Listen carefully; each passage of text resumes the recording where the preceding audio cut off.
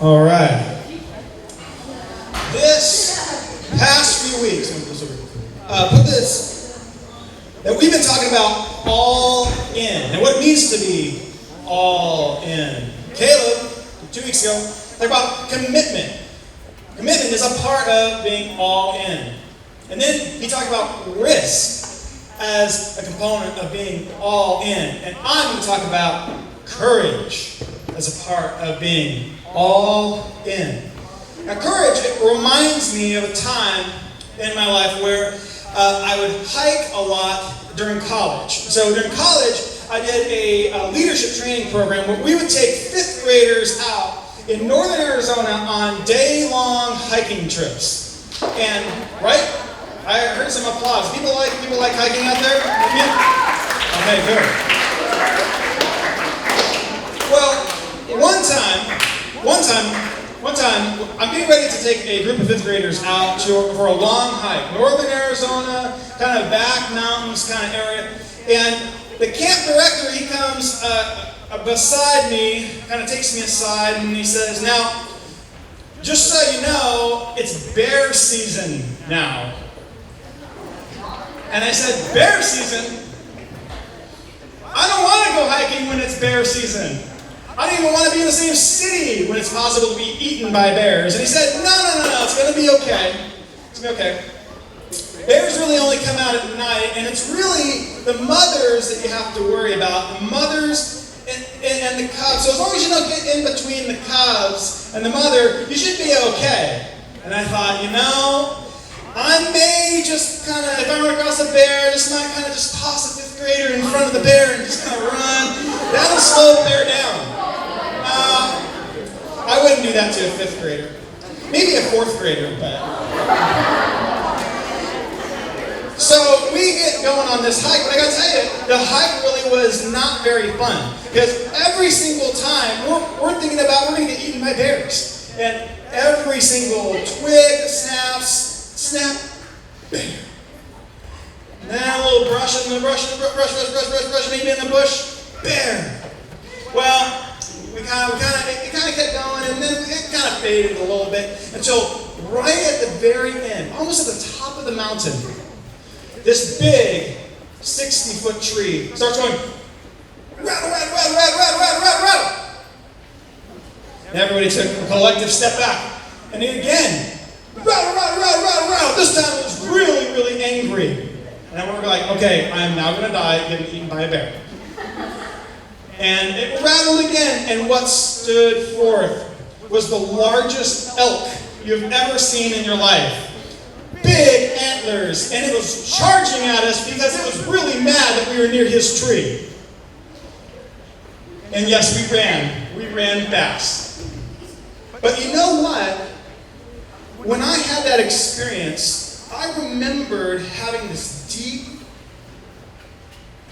part of my gut. It was like, oh no. And it was a clenching part of my gut.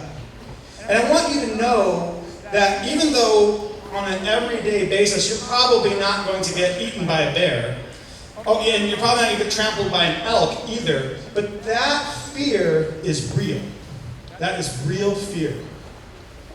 It is hardwired into us. And so when somebody challenges you or you're challenged with something, your first reaction is, I'm not going to do that. Not going to do it. No. But I want you to know that that's a normal reaction.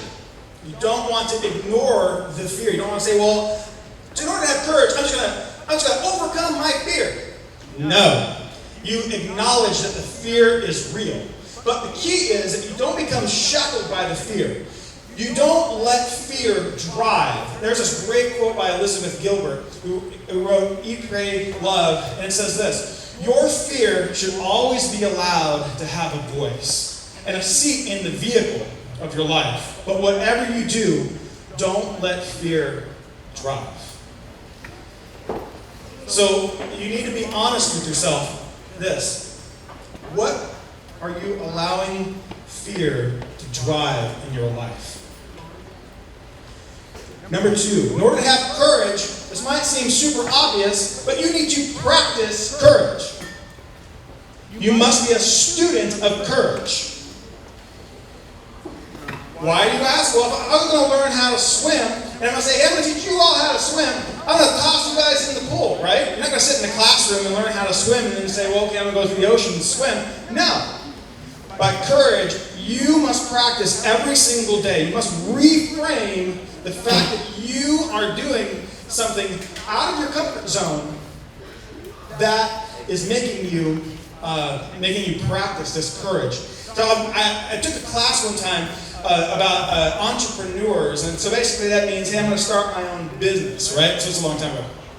And part of that class was, the very first lesson was, you have to learn to do something that is out of your comfort zone. So you know what the very first challenge was? They sent a group of us all across the city. And they said, your challenge is to walk into a Dutch Bros or a Starbucks and you order the largest macadamia nut mocha ice with as much stuff as absolutely possible. And when that person says, well, that'll be $10, you say, I would like a discount. You literally say to him, may I have a discount on that? And you know what happened? I got that discount. I got the discount. What did I learn though? What did I learn? I had to get over the fear of asking, just asking for a discount. I had to get over the fear of being told no. And you know what? I went to 10 different Starbucks and I got 7 discounts. 7 discounts.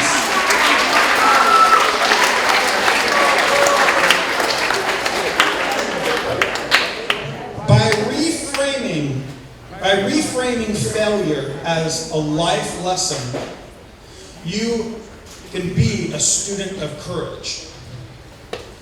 So, what comfort zone do you need to break out of and practice courage? Number 3, you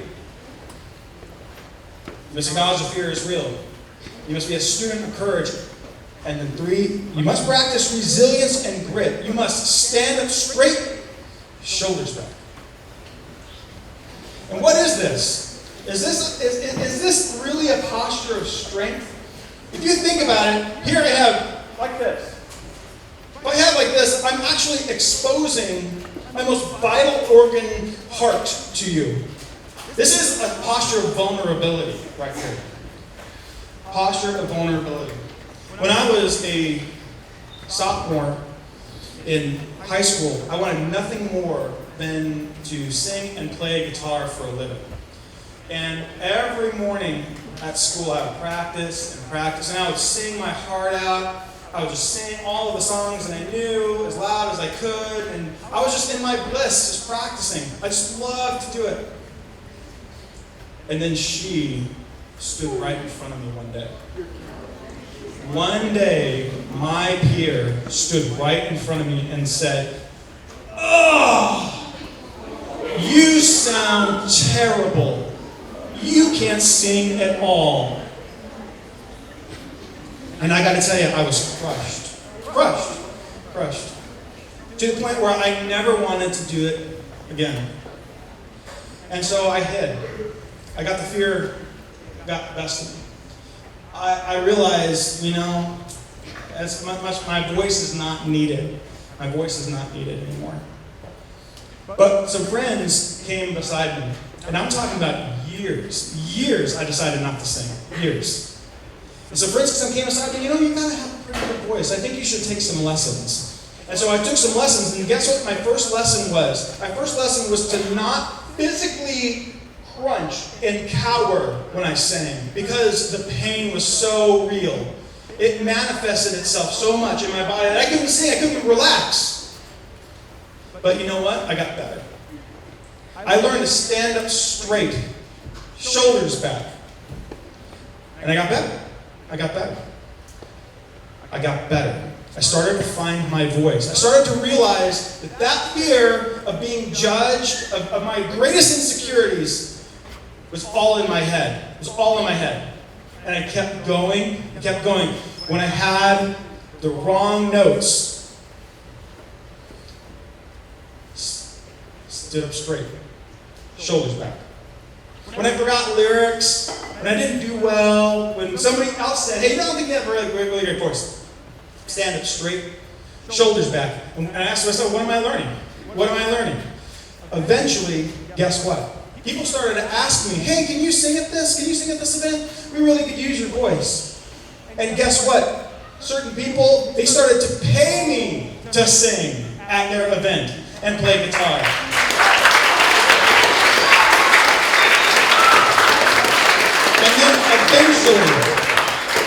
And then eventually, don't miss this. Eventually, I was hired to teach other people how to sing in choir. Right? Every time I got knocked down, and it was hard over the years, stand up, shoulders back. Every time I fell off, stand up, straight. Every wrong note, every missed lyric, every time I didn't do it right, I stood up straight, shoulders back, and you know what happened? I found my voice.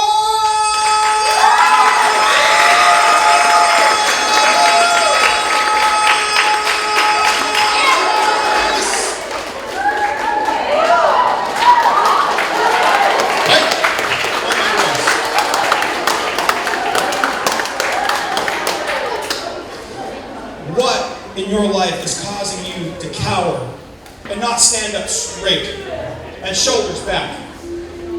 I love this last quote by Brene Brown. It says this: every time we choose courage, we make everyone around us a little better, the world a little braver. Courage is infectious. Yeah, absolutely. Courage.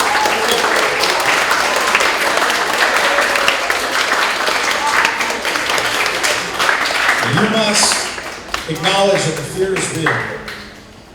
You must be a student of courage. And you must have grit. Can't give up. You must stand up straight, shoulders back. You know what other fear I conquered? Standing in front of people and talking.